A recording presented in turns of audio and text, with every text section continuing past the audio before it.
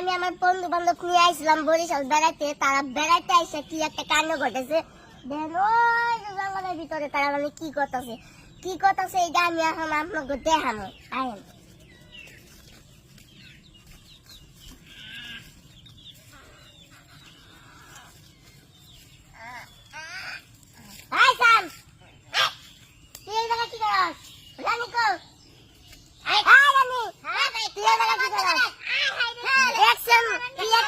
আমি তো ভাবছি যে এই জায়গায় বইয়া মনে আড্ডা দিতেছে, এখন দেখি বইয়া বাথরুম করতেছে।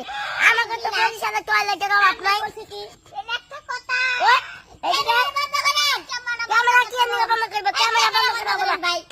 দর্শক আমাকে বরিশালে বাথরুমের অভাব নাই, বাথরুম রেখে ওরা কেন এই জঙ্গলের মধ্যে কাম সারতেছে। আয় তো এই দিকে এখন কামটা কিন্তু ঠিক করতেছে না, ক্যামেরা বন্ধ করে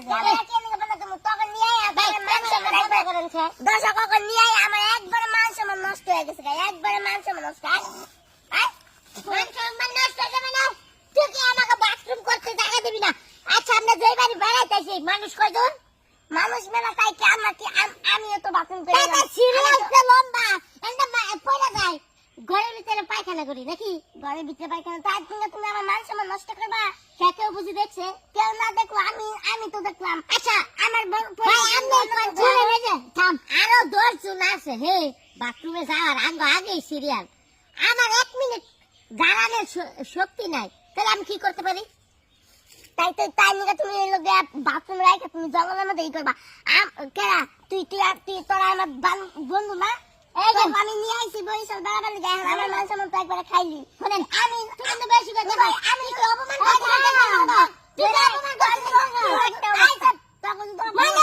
কেউ তো জানে না।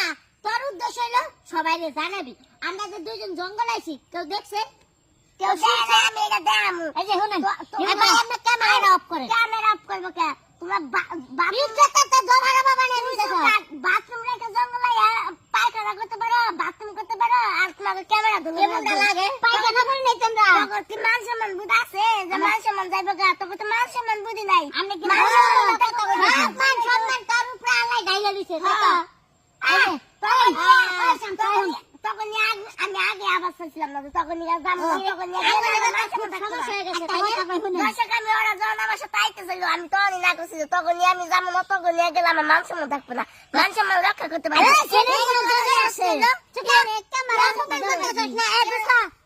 থাকবো না খালার বাড়ি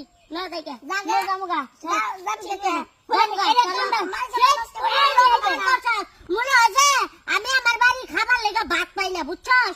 এমন অপমান তুই যাই না